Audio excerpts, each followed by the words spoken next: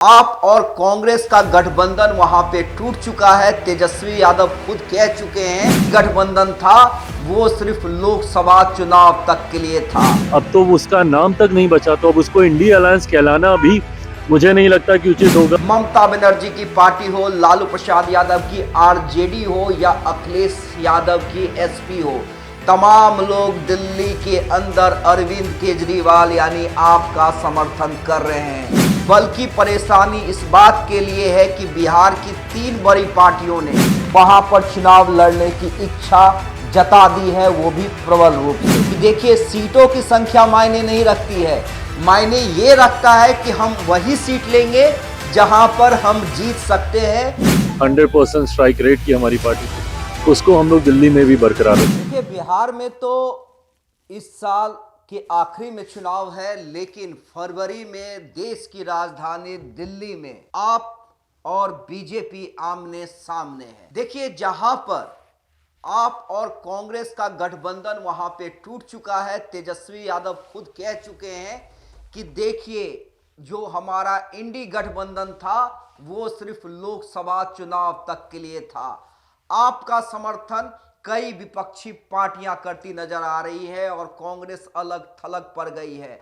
ममता बनर्जी की पार्टी हो, लालू प्रसाद यादव की आरजेडी हो या अखिलेश यादव की एसपी हो, तमाम लोग दिल्ली के अंदर अरविंद केजरीवाल यानी आपका समर्थन कर रहे हैं।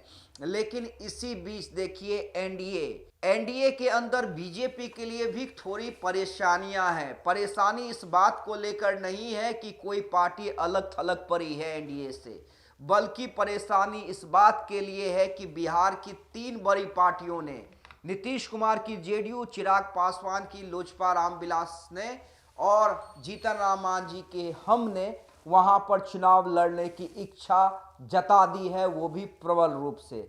हालांकि देखिए, बीजेपी के लिए एक फायदा ये है कि अलग चुनाव लड़ने का ऐलान किसी ने नहीं किया है और ये भी नहीं कहा है कि अगर हमें कम सीट या सीटें नहीं मिलती है तो हम अकेले चुनाव लड़ेंगे।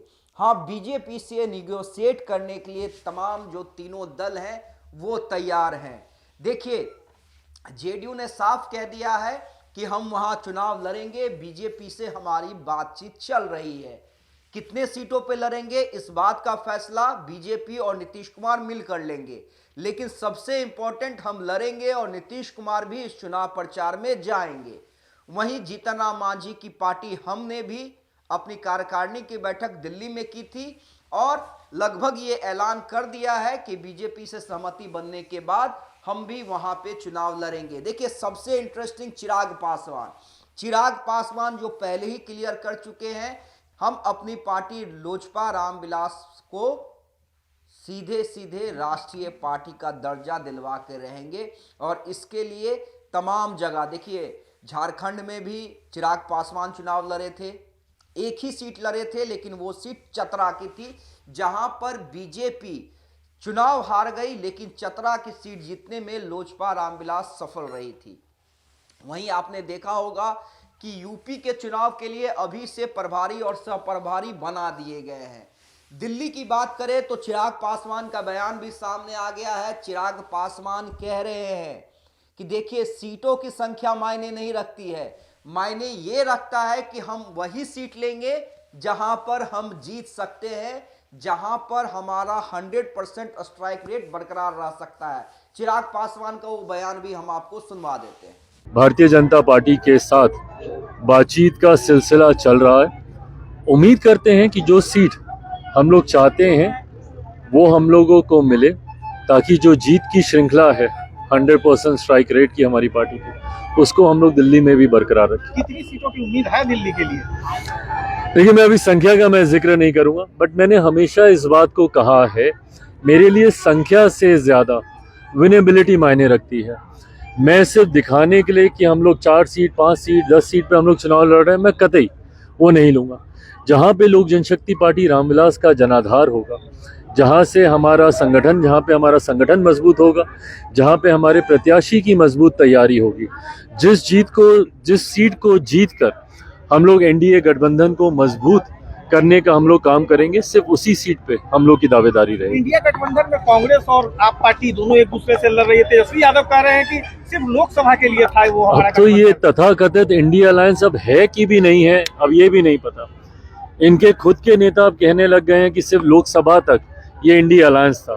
तो अब तो ये मान लिया जाए कि अब तो जो विपक्षी दलों का ये जो गठबंधन है, अब तो उसका नाम तक नहीं बचा, तो अब उसको इंडिया अलायंस कहलाना भी मुझे नहीं लगता कि उचित होगा। जाहिर सी बात है, देखिए लोकसभा चुनाव में भी बिहार में 5 सीट पर चिराग पासवान लड़े थे और पांचों की पांचों सीट जीते थे। उसके बाद झारखंड जहां पर पहले ये लग रहा था कि बीजेपी शायद ही चिराग को टिकट दे, लेकिन प्रेशर बनाने के बाद एक सीट पे सहमति बनी और एक सीट चिराग पासवान चतरा की जीते। अब दिल्ली में भी चिराग पासवान ने साफ कर दिया है कि बीजेपी से उनकी बातचीत चल रही है। कितने सीटों पर लड़ेंगे ये तय नहीं है, लेकिन जहां भी लड़ेंगे मकसद यही होगा एनडीए जीते और उनकी पार्टी जीते। तो बिहार की तीनों पार्टियां बिहार विधानसभा से पहले दिल्ली विधानसभा चुनाव में अपना दमखम दिखलाएगी। हालांकि दिल्ली में मुख्य विपक्षी दल जिससे मुख्य मुकाबला है अरविंद केजरीवाल की आप सामने होगी।